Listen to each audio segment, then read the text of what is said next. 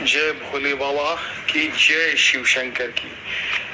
बाबा धाम कांवर यात्रा 2024। बाबा धाम कांवर यात्रा 2024 श्रावण मास जुलाई से अगस्त के दौरान देश के कई भागों में कांवर यात्रा निकाली जाती है, लेकिन बाबा बैद्यनाथ धाम कांवर यात्रा का अपना ही महत्व है। पवित्र कांवर यात्रा गंगा धाम सुल्तानगंज बिहार। पवित्र कांवर यात्रा गंगा धाम सुल्तानगंज बिहार में उत्तर वाहिनी गंगा से शुरू होकर बाबा बैद्यनाथ धाम देवघर में पूर्ण होती है।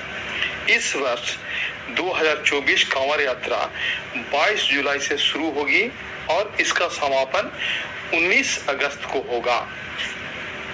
19 अगस्त को होगा। कांवर यात्रा का धार्मिक महत्व।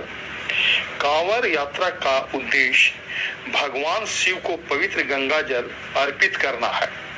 यह यात्रा विशेष रूप से श्रावण महीने में होती है, जब शिव भक्त सुल्तानगंज अजगैबीनाथ बिहार से गंगा जल भरकर देवघर के बाबा बैद्यनाथ धाम की पैदल यात्रा करते हैं। मान्यता है कि इस यात्रा के दौरान भगवान शिव अपने भक्तों की मनोकामनाएं पूर्ण करते हैं और उन्हें आशीर्वाद प्रदान करते हैं। श्रावण मास में ही कांवर यात्रा क्यों होती है? श्रावण मास में ही कांवर यात्रा क्यों शुरू होती है? पुराणों के अनुसार समुद्र मंथन के दौरान हलाहल विष सहित कई दिव्य चीजें सामने आई।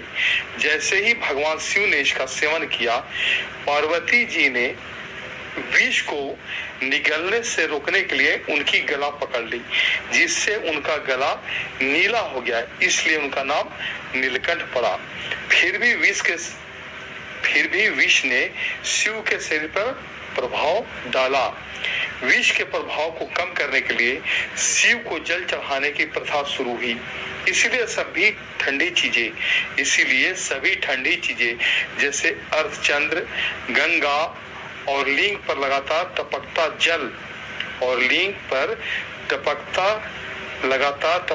जल के साथ उनका जुड़ाव।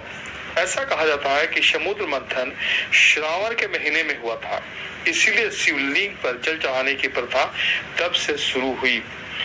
प्रथम कांवरिया कौन थे? परंपरा के अनुसार त्रेता युग में कांवर ले जाने की प्रथा शुरू हुई थी और भगवान राम इस यात्रा को शुरू करने वाले पहले भक्त थे।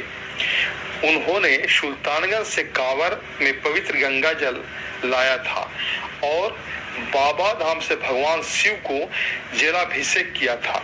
यह उल्लेख रामायण में भी मिलता है। कांवर यात्रा के प्रकार। कांवर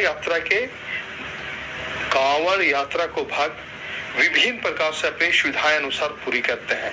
इनमें से कुछ प्रमुख है। सामान्य कांवरिया। ये कांवरिया अपनी शारीरिक क्षमता के अनुसार प्रतिदिन 20 से 25 किलोमीटर की पैदल यात्रा करते हैं और भोजन, आराम, सोने के लिए अस्थायी सेवा शिविरों में रुकते हैं। यात्रा के पूरा होने में लगभग 3 से 5 दिन लगते हैं। डाक बम। जो तीर्थयात्री किसी शिविर में नहीं रुकते हैं और उन्हें एक ही दिन में यात्रा पूरी करनी होती है, वे डाक बम है। डाक बम जो एक दिन आमतौर पर 15 से 20 घंटे के भीतर यात्रा पूरी करते हैं, उन्हें देवघर से शिव मंदिर तक पहुंचने का विशेषाधिकार मिलता है और आम तीर्थयात्रियों की तरह मीलों तक लंबी कतार में नहीं लगना पड़ता है। दांडी बम। दांडी कांवर यात्रा। हठ योग के एक रूप में कुछ भक्त इस दूरी को दंड बैठक पूरे शरीर को साष्टांग प्रणाम द्वारा तय करते हैं और गंतव्य तक पहुंचने में हफ्तों या महीनों का समय लेते हैं। वे भी एक कांवर लेकर चलते हैं, लेकिन 1 मील चलते हैं और कांवर को एक स्टैंड पर छोड़ देते हैं, फिर वापस चले जाते हैं और दंड बैठक करके फिर उसी स्थान पर आते हैं और प्रक्रिया को फिर दोहराते हैं। यह एक बहुत कठिन यात्रा है। कई भक्त हैं जो इस कांवड़ यात्रा को पैदल पूरा करने में शारीरिक रूप से असमर्थ है।